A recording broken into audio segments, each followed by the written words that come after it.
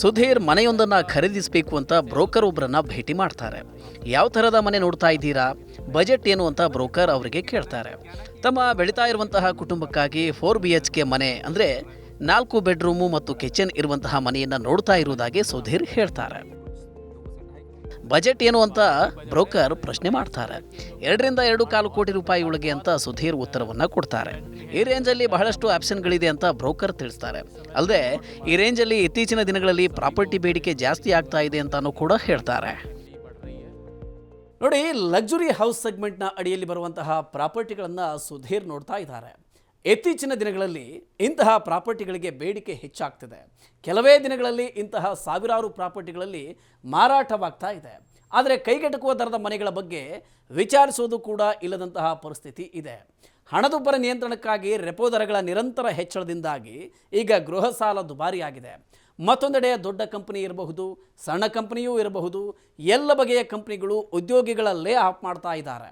ಇದೇ ವೇಳೆ ಸ್ಥಿರಾಸ್ತಿ ಬೆಲೆ ಹೆಚ್ಚಿನ ಏರಿಕೆ ಕಂಡಿದೆ. ಇದೆಲ್ಲದರ ನಡುವೆ ಕೂಡ ಪ್ರೀಮಿಯಂ ಹೌಸಿಂಗ್ ಮಾರಾಟ ಚಿಗುರ್ತಾ ಇದೆ.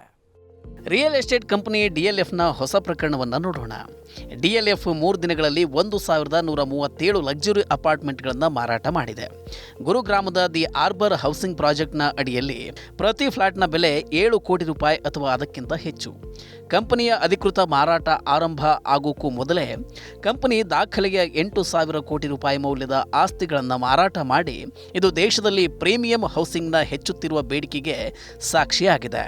ಇಂತಹ ಸನ್ನಿವೇಶ ಕೇವಲ ಗುರುಗ್ರಾಮದಲ್ಲಿ ಮಾತ್ರ ಅಲ್ಲ, ದೇಶದ ಬಹುತೇಕ ಪ್ರಮುಖ ನಗರಗಳಲ್ಲೂ ಕೂಡ ಇದೆ.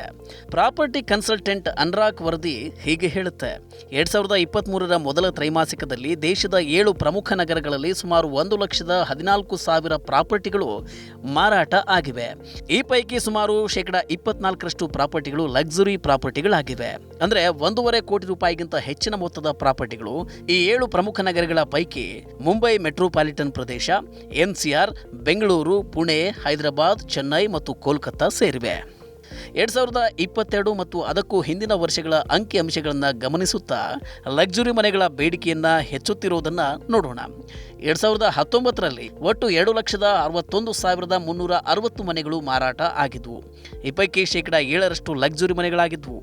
2020ರಲ್ಲಿ ಮಾರಾಟವಾದ 1,38,350 ಮನೆಗಳ ಪೈಕಿ 6% ಲಕ್ಸುರಿ ಮನೆಗಳಾಗಿದ್ದರೆ 2021ರಲ್ಲಿ ಮಾರಾಟವಾದ ಒಟ್ಟು 2,36,520 ಪ್ರಾಪರ್ಟಿಗಳ ಪೈಕಿ 9% ಲಕ್ಸುರಿ ಹೌಸಸ್ ಆಗಿತ್ತು. 2022ರಲ್ಲಿ 3,64,870 ಮನೆಗಳ ಪೈಕಿ ಲಕ್ಸುರಿ ಮನೆಗಳ ಪಾಲು 18% ಆಗಿದೆ. ಅಂದರೆ 65,676 ಮನೆಗಳು ಲಕ್ಸುರಿ ಮನೆಗಳು. ಈ ಪೈಕಿ ಮುಂಬೈ ಮೆಟ್ರೋಪಾಲಿಟನ್ ಪ್ರದೇಶ, ರಾಷ್ಟ್ರ ರಾಜಧಾನಿ ಪ್ರದೇಶ ಮತ್ತು ಹೈದರಾಬಾದ್ಗಳಲ್ಲಿ ಸುಮಾರು 50,100 ಪ್ರೀಮಿಯಂ ಪ್ರಾಪರ್ಟಿಗಳು ಮಾರಾಟ ಆಗಿವೆ. ಭಾರತದ ರಿಯಲ್ ಎಸ್ಟೇಟ್ ಮಾರುಕಟ್ಟೆ ಕಡಿಮೆ ಬೆಲೆ ಪ್ರಾಪರ್ಟಿಗಳ ಮಾರುಕಟ್ಟೆ. ಅಲ್ಲದೆ ಈ ಮನೆಗಳು ಅಷ್ಟೇನು ವೇಗವಾಗಿ ಮಾರಾಟ ಆಗ್ತಾ ಇಲ್ಲ. ಅಂದರೆ ಕೈಗೆಟಕುವ ದರದ ಮನೆಗಳನ್ನು ಸುಲಭವಾಗಿ ಸಾಮಾನ್ಯ ಜನ ಖರೀದಿಸ್ತಾ ಇಲ್ಲ ಅಂತ ಹೇಳಬಹುದು. ಕೈಗೆಟಕುವ ದರದ ಮನೆಗಳನ್ನು ಮಾರಾಟ ಮಾಡೋಕ್ಕೆ ಬ್ರೋಕರ್ಗಳಿಗೆ ಯಾಕೆ ಕಷ್ಟ ಆಗಿದೆ? ಈ ಪರಿಸ್ಥಿತಿ ಯಾವಾಗ ಸುಧಾರಿಸುತ್ತೆ? 2023ರಲ್ಲಿ ರಿಯಲ್ ಎಸ್ಟೇಟ್ ಮಾರುಕಟ್ಟೆಯಿಂದ ಮನೆ ಖರೀದಿದಾರರು ಏನನ್ನ ನಿರೀಕ್ಷೆ ಮಾಡಬಹುದು? ಈ ಪ್ರಶ್ನೆಗಳಿಗೆ ಉತ್ತರ ಕಂಡುಕೊಳ್ಳುವಂತಹ ಚಿಕ್ಕ ಪ್ರಯತ್ನವನ್ನ ಮಾಡೋಣ. जैसा कि हमने देखा है पिछले कुछ क्वार्टर्स से लग्जरी के जो सेल्स हैं काफी बेटर रहे हैं आपके अफोर्डेबल और बजट सेगमेंट से. इसके पीछे कुछ कारण है. दूसरा क्या हमने देखा था कि जो top segment of the buyers है उनकी इनकम इम्पैक्ट उतना नहीं हुई और उनकी recovery in terms of revenues income ज्यादा हुई है. सो एक कारण ये है जिसकी वजह से आपने देखा होगा लग्जरी में काफी डिमांड आई है.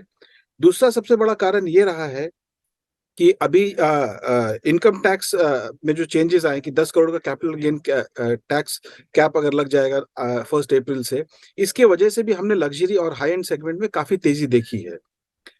सो मेरे ख्याल से ये वैसे भी अगर आप देखिए 2-3 और चीजें जो मैं बताना चाहूंगा.